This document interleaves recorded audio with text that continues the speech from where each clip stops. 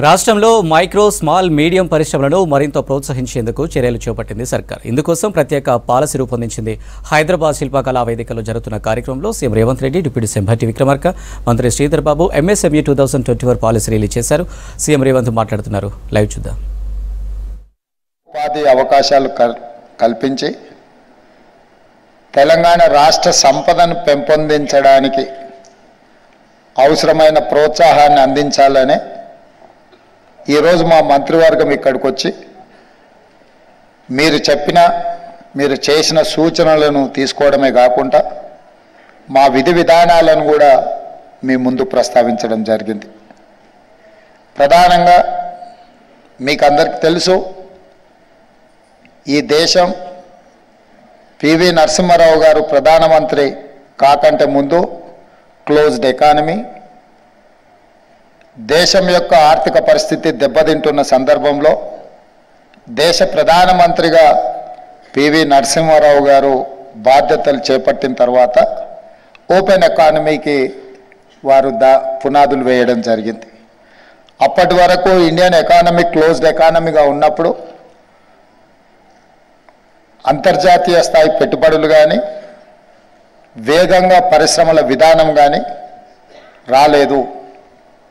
స్వతంత్రం వచ్చిన తర్వాత ఎడ్యుకేషన్ రెవల్యూషన్, అగ్రికల్చర్ రెవల్యూషన్ వచ్చింది, కానీ ఇండస్ట్రియల్ రెవల్యూషన్ని మనం సరైన విధంగా అందిపుచ్చుకోకపోవడం వల్ల పరిశ్రమలను ఏర్పాటు చేయడంలో మన దేశం కొంత వెనుకబడ్డది.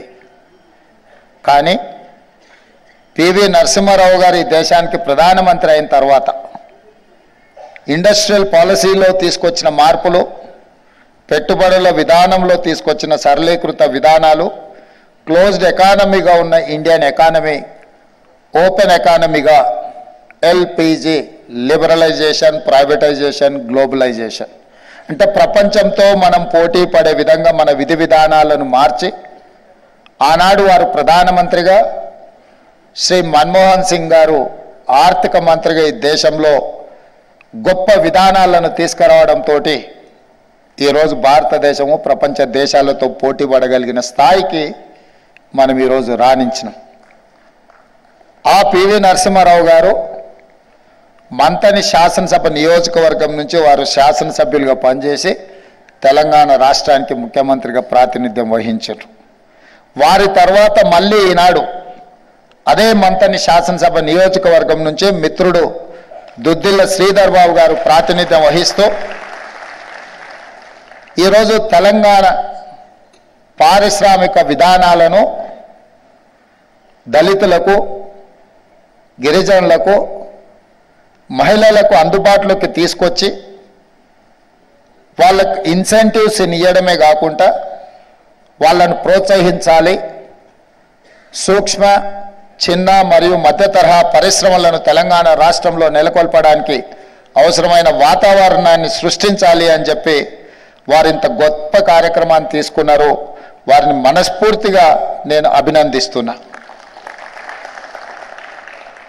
ఏ రాష్ట్రమైనా, ఏ ప్రభుత్వమైనా పాలసీ డాక్యుమెంట్ లేకుండా ఆ రాష్ట్రం అభివృద్ధి సాధిస్తుంది అని చెప్పి నేను అనుకోవడం లేదు. అందుకే వారు మొదటి సంవత్సరంలోనే విదేశాలలో తెలంగాణ యొక్క విధి విధానాలను వివరించి పారిశ్రామికవేత్తలను ఆకర్షించడమే కాకుండా మన రాష్ట్రంలో ఉన్న సూక్ష్మ, చిన్న, మధ్య తరహా పరిశ్రమలను కూడా ప్రోత్సహించడానికి ఈరోజు ఒక పాలసీ డాక్యుమెంట్ తీసుకొచ్చి మీ ముందు పెట్టి మీ అందరికీ రాష్ట్ర ప్రభుత్వం అండగా నిలబడుతుంది. గత ప్రభుత్వం మీకు ఇచ్చిన మాట, ఇన్సెంటివ్స్ విషయంలో గత ప్రభుత్వం ఇచ్చిన హామీని మా బాధ్యతగా తప్పకుండా వాటిని కొనసాగిస్తాం. వాటిని మీకు చెల్లించే విధంగా రాష్ట్ర ప్రభుత్వం ముందుకు వెళ్తుంది. ప్రభుత్వం అనేది continuous process, government is continuous process. Political executives మారుతుండొచ్చు, కానీ ప్రభుత్వ విధానాలను కొనసాగించినప్పుడే రాష్ట్రం అభివృద్ధి చెందుతుందన్న విషయాన్ని మేము స్పష్టంగా విశ్వసిస్తున్నాం, నమ్ముతున్నాం. దానికి ఉదాహరణనే 94 నుంచి 2004 వరకు నాటి తెలుగుదేశం పార్టీ తీసుకొచ్చిన చంద్రబాబు నాయుడు గారు చేపట్టిన ఐటీ రెవల్యూషన్ని డాక్టర్ వైఎస్ రాజశేఖర రెడ్డి గారు వచ్చిన తర్వాత అంతకంటే వేగంగా ముందుకు తీసుకెళ్ళిండు కాబట్టి ఇవాళ ఈ ప్రాంతంలో శిల్పారామం వచ్చింది, ఆ పక్కన హైటెక్ సిటీ వచ్చింది, ఈ ప్రాంతంలో వందల వేలాది ఐటీ కంపెనీలు వచ్చినాయి, ఔటర్ రింగ్ రోడ్ వచ్చింది, అంతర్జాతీయ ఎయిర్పోర్ట్ వచ్చింది. దీన్నే కాదు 1960 దశకంలో ఆనాటి కాంగ్రెస్ ప్రభుత్వం పండిత్ జవహర్లాల్ నెహ్రూ గారు, శ్రీమతి ఇందిరాగాంధీ గారు ఏర్పాటు చేసిన ఐడిపిఎల్ వల్లనే ఈరోజు దేశంలోనే ప్రపంచంలోనే ఫార్మా కంపెనీలో ఫార్మా ఇండస్ట్రీస్లో మనం అగ్రభాగాన నిలబడ్డాం. మన కోవిడ్ వచ్చి ప్రపంచాన్ని వణికించినప్పుడు 4 వ్యాక్సిన్లు ఈ దేశంలో కోవిడ్ వ్యాక్సిన్స్ తయారైతే 3 వ్యాక్సిన్స్ హైదరాబాదు తెలంగాణ రాష్ట్రం నుంచే ఉత్పత్తి చేసినాము. ఈ దేశంలో బల్క్ డ్రగ్స్ ప్రొడక్షన్లో తెలంగాణ రాష్ట్రం 35% స్టేక్ హోల్డర్. అంటే 1960sలో ఐడిపిఎల్ని ఏర్పాటు చేయడం, ఐడిపిఎల్లో పనిచేసిన ఉద్యోగులు, రీసెర్చ్ స్కాలర్స్ వాళ్ళందరూ ఏర్పాటు చేసిన ఫార్మా కంపెనీలే ఈరోజు ఈ స్థాయిలో తెలంగాణ రాష్ట్రం రావడానికి ఉపయోగపడ్డది. అదే కాదు, బట్టి విక్రమార్క గారు చెప్పినట్టు డిఫెన్స్ ఇన్వెస్ట్మెంట్స్ కానీ, బిహెచ్ఎల్ కానీ, ఇతర చాలా పరిశ్రమల ఆనాడు పారిశ్రామిక విధానంలో తెలంగాణ ప్రాంతాన్ని హైదరాబాదు నగర కేంద్రంగా ఏర్పాటు చేసిన పరిశ్రమలు ఈరోజు ఒక చిన్న గ్రామంగా ఉండే బిహెచ్ఎల్ ఒక పెద్ద పట్టణంగా మారింది. ఈరోజు మాదాపూర్, కొండాపూర్ అనేది ఒక చిన్న గ్రామాలు, కానీ విత్ ఇన్ నో టైం ప్రపంచానికి ఒక డెస్టినీగా ఏదైనా ఇన్వెస్ట్మెంట్, ఏదైనా ఐటీ పరిశ్రమ చూడాలి అంటే ఈ ప్రాంతంకి రావాలి అంటే 1995 to 2004 మధ్యలో జరిగిన ఏదైతే రిఫార్మ్స్ తీసుకొచ్చి ఈ ప్రాంతానికి ప్రాధాన్యత కల్పించిండ్రో అది ఈరోజు అత్యంత వేగంగా అభివృద్ధి చెందడం జరిగింది. ఇలాంటి విధానాలు ఆనాడు రాజకీయాలకు అతీతంగా కాంగ్రెస్ పార్టీ తీసుకొచ్చింది, కాంగ్రెస్ పార్టీ కొనసాగించింది.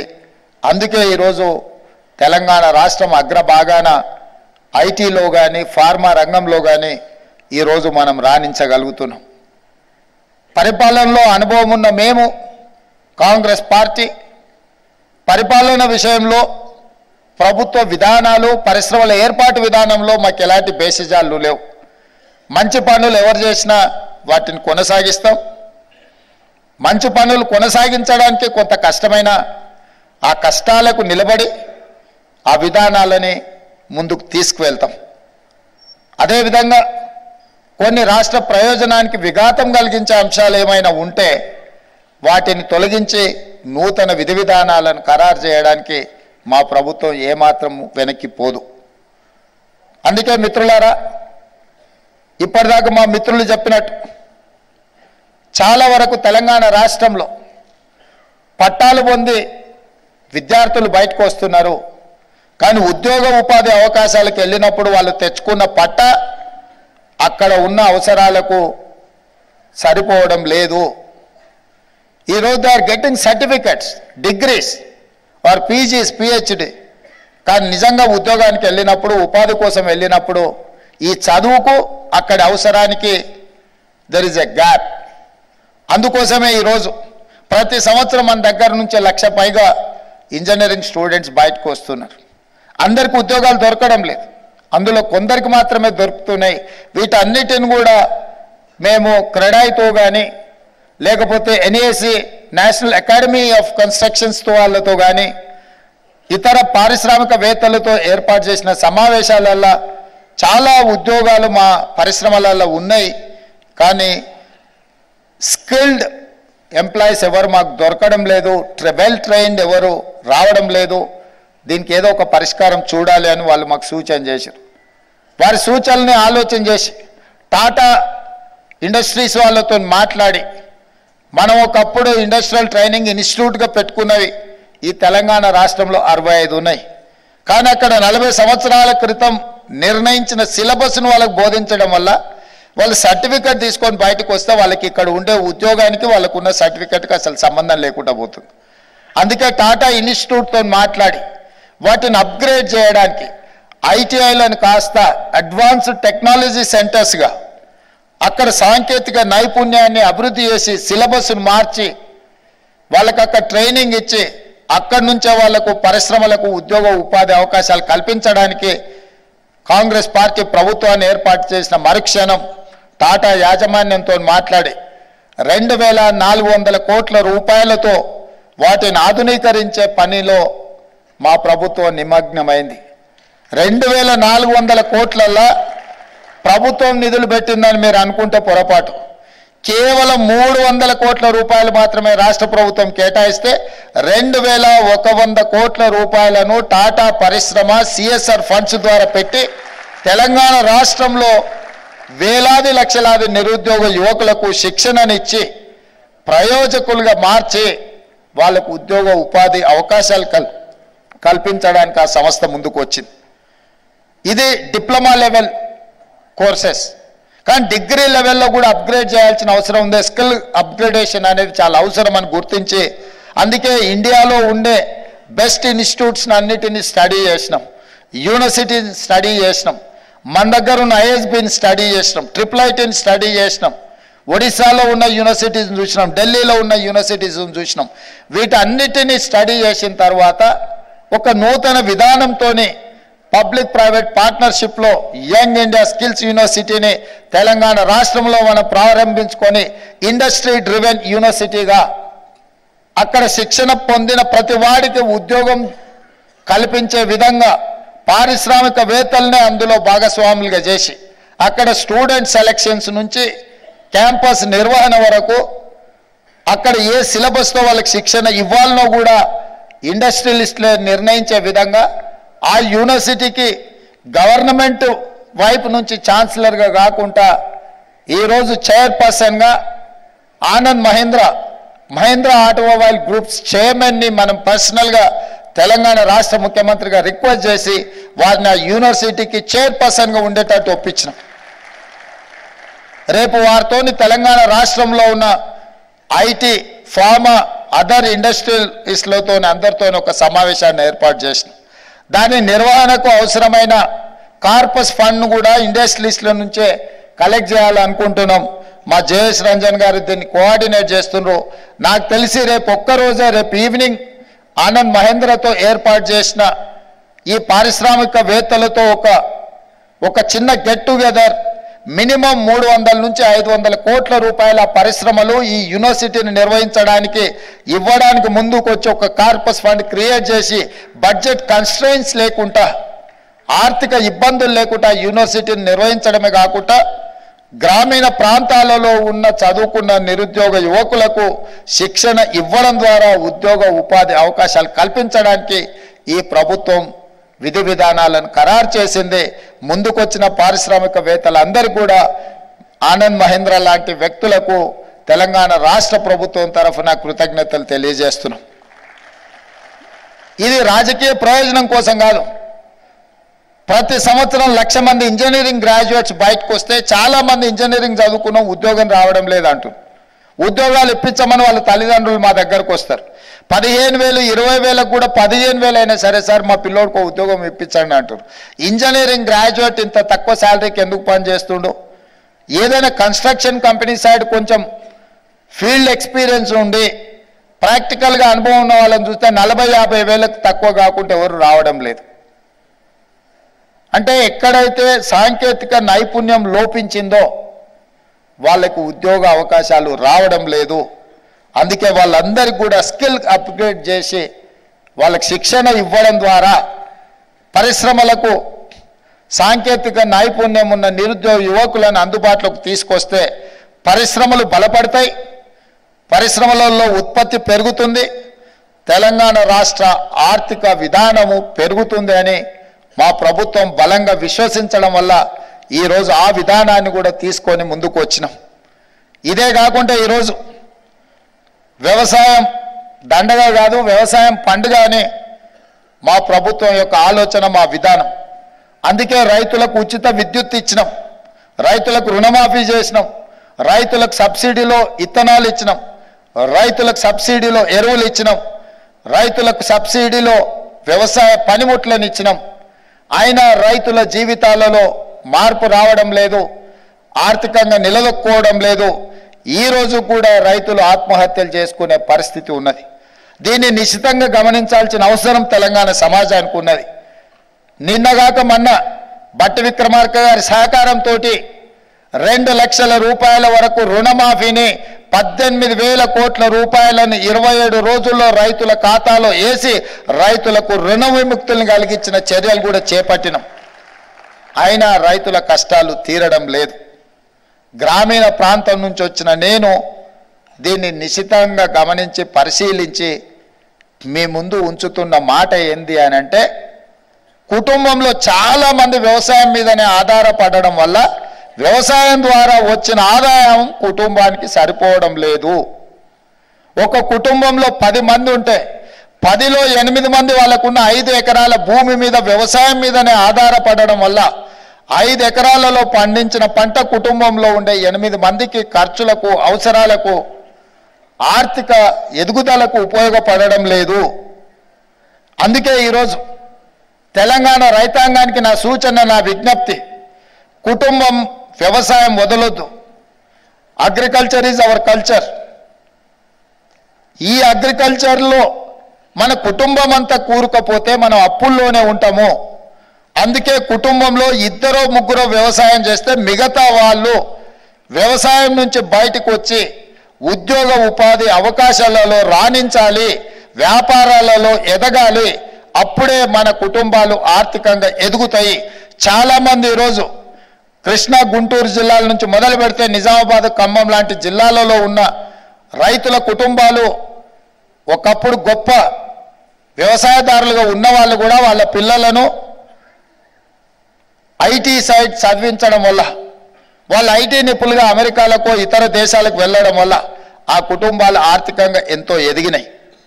ఆ కుటుంబాలు అదే వ్యవసాయం మీద ఆధారపడి ఉంటే వాళ్ళకు ఆర్థిక ఎదుగుదల రాకపోతుండే. ఇవాళ మన రాష్ట్రంలో అత్యధికంగా ఆదాయం పెరగడానికి, భూముల విలువలు పెరగడానికి బలమైన కారణము మన యువత సిలికాన్ వ్యాలీని కూడా శాసించేంత స్థాయికి ఐటీ రంగాలలో, ఫార్మా రంగాలలో రాణించడం వల్ల ఆ సంపాదనతో ఈరోజు భూముల మీద పెట్టుబడులు పెట్టినరు. ఒకప్పుడు కృష్ణా, గుంటూరులో 1 ఎకరం అమ్మితే తెలంగాణలో 10 ఎకరాలు కొనే పరిస్థితి ఉండే. ఇవాళ తెలంగాణలో 1 ఎకరం అమ్మితే కృష్ణా, గుంటూరులో 100 ఎకరాలు కొనుక్కునే పరిస్థితి వచ్చింది. ఎందుకు అంటే మన కుటుంబాలల్లో చదువుకోవడం వల్ల, సాంకేతిక నిపుణులుగా రాణించడం వల్ల, ఆ కుటుంబాలు ఆర్థికంగా ఎదగడం వల్ల, ఆర్థికంగా సంపాదించిన సంపదను తిరిగి భూమి మీదనే పెట్టుబడి పెట్టడం వల్ల ఈరోజు మన భూముల విలువ బాగా పెరిగింది. ఈరోజు ప్రపంచంతోనే మనం పోటీ పడగలుగుతున్నాం. అందుకే వ్యవసాయం మీద ఆధారపడ్డ రైతులకు అందరికీ నా విజ్ఞప్తి ఒకటే, కుటుంబంలో కొద్దిమంది మాత్రమే వ్యవసాయం మీద ఆధారపడాలి. మిగతా వాళ్ళందరూ చదువుకోవాలి, రాణించాలి, సాంకేతిక నైపుణ్యం పెంపొందించుకోవాలి, పరిశ్రమలు నెలకొల్పాలి. అందులో ప్రధానంగా డిక్కీ నుంచి రవికుమార్ గారు మాట్లాడినారు, నర్ర రవికుమార్ గారు, ఇంకో సోదరిమని మాట్లాడింది, మా దళితులకు ప్రోత్సాహకాలు ఇవ్వండి, మేము రాణిస్తాము అని అన్నారు. తప్పకుండా దళిత పారిశ్రామికవేత్తలను రాణించే విధంగా ప్రభుత్వ విధి విధానాలు కొనసాగిస్తాం, అవసరమైన ఆర్థిక సహాయాన్ని అందిస్తాం. మీరు పరిశ్రమలు నెలకొల్పడానికి అవసరమైన భూ కేటాయింపులు చేస్తాం. ఏ పరిశ్రమ పెట్టాలన్నా రాష్ట్రానికి పాలసీ ఉండాలి. ఆ పాలసీలో సబ్సిడీలో భూములు కేటాయించగలగాలి, సాంకేతిక నైపుణ్యాన్ని అందించగలగాలి, నిరంతర విద్యుత్తును సరఫరా చేయగలగాలి.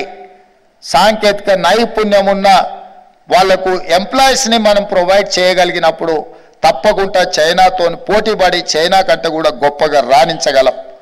ఇలా కోవిడ్ తర్వాత ప్రపంచంలో వచ్చిన ఆలోచన విధానంలో మార్పులు చైనా +1 కంట్రీ అనే విధంగా, ఎందుకంటే సౌత్ కొరియా నుంచి మొదలెడితే యుఎస్ వరకు గతంలో వాళ్ళు ఇండస్ట్రియల్ రెవల్యూషన్ వచ్చిన చైనా మీదనే ఉత్పత్తులకు ఆధారపడేది. కానీ కోవిడ్ తర్వాత వచ్చిన పరిణామాలు, మార్పులు, అనుమానాలు చైనా కాకుండా ఇతర దేశాలలో కూడా పరిశ్రమలు నెలకొల్పాలి.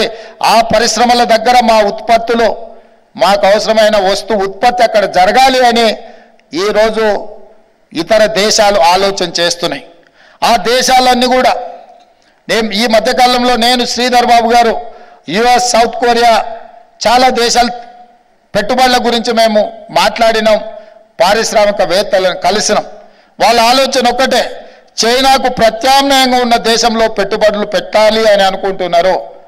నేను వాళ్ళకి చెప్పిన, చైనాకు ప్రత్యామ్నాయంగా భారతదేశంలో ప్రత్యామ్నాయం తెలంగాణ. చైనా +1 కంట్రీ అంటే దట్ ఈజ్ మై తెలంగాణ. తెలంగాణలో మీరు పెట్టుబడులు పెట్టండి, తెలంగాణలో పరిశ్రమలు ప్రోత్సహించే బాధ్యత మాది అని చెప్పడమే కాకుండా ఈరోజు ఫ్యూచర్ సిటీని డిజైన్ చేసినాము. అక్కడ లైఫ్ సైన్సెస్, గ్రీన్ ఫార్మా, రకరకాల పరిశ్రమలు, దానికి సంబంధించిన ఏర్పాట్లను అన్నిటిని కూడా వేగంగా ముందుకు తీసుకెళ్లడానికి విధి విధానాలను ఖరారు చేసినాం. ఇవాళ తెలంగాణ రాష్ట్రం వడ్డించిన విస్తరిలాగా ఉంది. ఇవాళ ఔటర్ రింగ్ రోడ్డు మన అభివృద్ధికి ఎంతో సహకరించింది. ఔటర్ రింగ్ రోడ్కు ప్యారలల్గా రీజనల్ రింగ్ రోడ్ని ఇవాళ డెవలప్ చేయాలనుకుంటున్నాం. రీజనల్ రింగ్ రోడ్ని ప్రణాళికలు సిద్ధం చేసినాం. రీజనల్ రింగ్ రోడ్తో పాటు outer ring road to regional ring road, radial రోడ్స్ని డిజైన్ చేస్తున్నాము. తద్వారా లక్షలాది ఎకరాల వ్యవసాయ భూములను పరిశ్రమలను నెలకొల్పడానికి, ఉత్పత్తులు పెంచడానికి ఉపయోగపడే విధంగా ట్రంక్ ఇన్ఫ్రాస్ట్రక్చర్ డెవలప్ చేయాలని చెప్పి ఈరోజు మా ప్రభుత్వం నిర్ణయాలు తీసుకున్నది. ఆనాడు హైదరాబాద్ నగరానికి తాగునీటి సమస్య వచ్చినప్పుడు కృష్ణా గోదావరి జలాలను తరలించింది కాంగ్రెస్ పార్టీ. అదేవిధంగా హైదరాబాద్ నగరంలో మెట్రోను నిర్మించింది ఆనాడు డాక్టర్ వైఎస్ రాజశేఖర రెడ్డి గారు ముఖ్యమంత్రిగా ఉన్నప్పుడు. ఇవాళ మెట్రోను విస్తరించదలుచుకున్నాం, తాగునీటి సమస్యల్ని పరిష్కరించదలుచుకున్నాం, పరిశ్రమలకు అవసరమైన విద్యుత్తును, నీటి సరఫరాను చేయదలుచుకున్నాం, పరిశ్రమలకు అవసరమైన భూములను కేటాయించదలుచుకున్నాం. ఆ భూసేకరణలో భూములు కోల్పోతున్న రైతులను భాగస్వాములను చేయదలుచుకున్నాం. ఇవాళ మూసి అంటే మురికి కూపం కాదు, మూసి అంటే ఒక ఇండస్ట్రియల్ రెవల్యూషన్ వచ్చిన ప్రాంతంగా డెవలప్ చేయాలని మూసి రివర్ డెవలప్మెంట్ ఫ్రంట్ని ఈరోజు ముందుకు తీసుకొచ్చినాం. దానికోసం కూడా అంతర్జాతీయ కన్సల్టెంట్స్ను అపాయింట్ చేసినాం. తొందరలోనే హడ్సన్ రివర్ అమెరికాలో ఉన్నట్టుగా, థేమ్ రివర్ లండన్లో ఉన్నట్టుగా తెలంగాణ రాష్ట్రంలో హైదరాబాద్ నగరంలో మూసీ రివర్ను డెవలప్ చేసి ప్రపంచంలో పర్యాటకులందరూ కూడా వచ్చి మూసీని చూసే విధంగా, మూసీ అంటే ఒక అద్భుతం, మ్యాన్ మేడ్ వండర్ అనే విధంగా తీర్చిదిద్దాలి అని చెప్పి ఈరోజు మా ప్రభుత్వం నిర్ణయాలు తీసుకొని ముందుకు వెళ్తున్నది. ఇన్ని ఆలోచనలతోని రాష్ట్ర అభివృద్ధి కోసం మేము పాటుపడుతున్నాం, కష్టపడుతున్నాం. మేమందరం కూడా ఈరోజు కష్టపడుతున్నాం. కొందరికి అనుభవం ఉంది, కొందరికి అనుభవం లేకపోయినా కష్టపడాలన్న ఆలోచన, ఈ రాష్ట్రాన్ని అభివృద్ధి పదం వైపు నడిపించాలన్న ఆకాంక్ష మాకున్నది. మీరందరూ పెట్టుబడులు పెట్టండి, మీకు అవసరమైన అన్ని సహకారాలు మా ప్రభుత్వం అందిస్తుంది. ఈ ప్రభుత్వం ప్రజాపాలనను అందిస్తుంది, ప్రజలకు అందుబాటులో ఉంటుంది.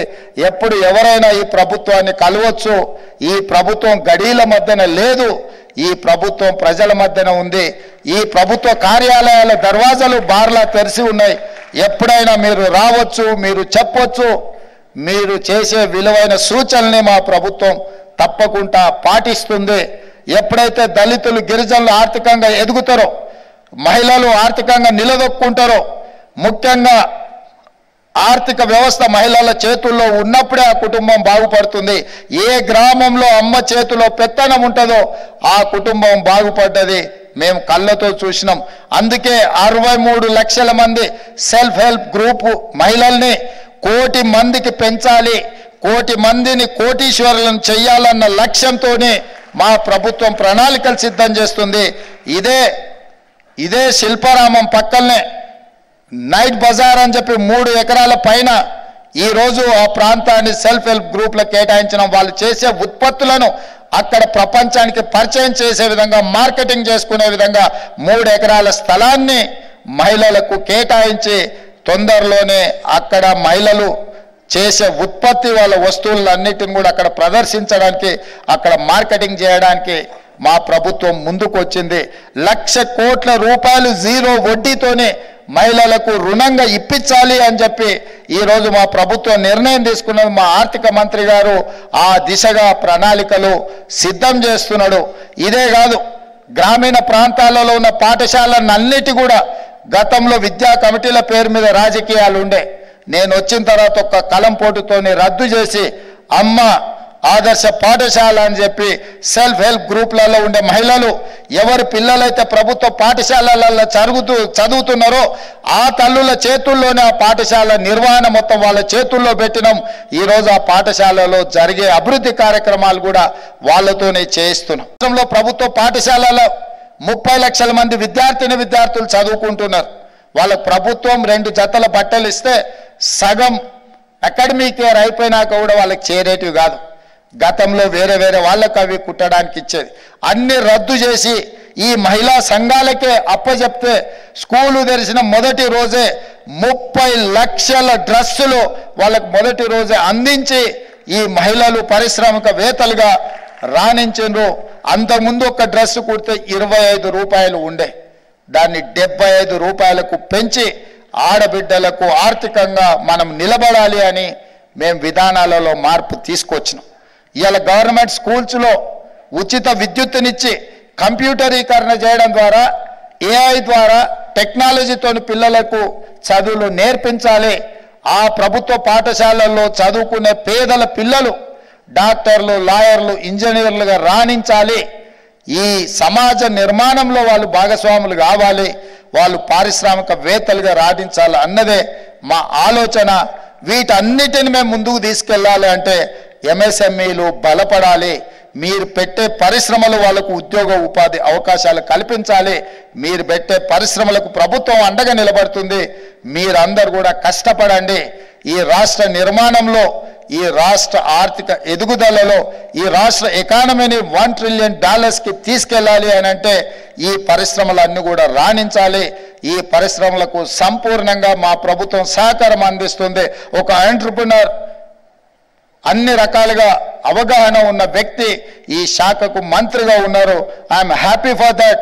నాకంటే కూడా మా మంత్రి గారికి ఇందులో నైపుణ్యం ఉంది, అవగాహన ఉంది. వారు తీసుకొచ్చే ఏ ప్రతిపాదనైనా నేనైనా మా ఆర్థిక మంత్రి గారు కొంచెం గట్టిగా కొలిసి మెజర్ చేసి మాత్రమే విడుదల చేస్తారు. ఇది ఖర్చు కాదు, ఇది పెట్టుబడి. ఈ పెట్టుబడి మరింత పెట్టుబడులను పెంచుతుంది. ఎంఎస్ఎంఈలకు ఇచ్చేది మనకి ఎక్స్పెండిచర్గా, దిస్ ఈజ్ అన్ ఇన్వెస్ట్మెంట్ చేయడం ద్వారా పరిశ్రమలు బలపడతాయి. ఆ బలపడ్డ పరిశ్రమలు మళ్ళీ మీకే పన్నులు కడతాయి. ఈరోజు 3 లక్షల కోట్ల ఉన్న మీ బడ్జెట్ తొందరలోనే మీ టెన్యూర్లోనే 7 లక్షల కోట్ల రూపాయలకు చేరుతుందని నేను బలంగా నమ్ముతున్నాను. 2028 లోపల తప్పకుండా మీరు 7 లక్షల కోట్ల రూపాయల బడ్జెట్ను ప్రవేశపెడతారని నేను సంపూర్ణంగా నమ్ముతున్నా. అందులో వీళ్ళందరి భాగస్వామ్యం ఉంటుందని చెప్పి నేను సంతోషంగా తెలియజేస్తూ మీ అందరి దగ్గర సెలవు తీసుకుంటున్నా మిత్రులారా.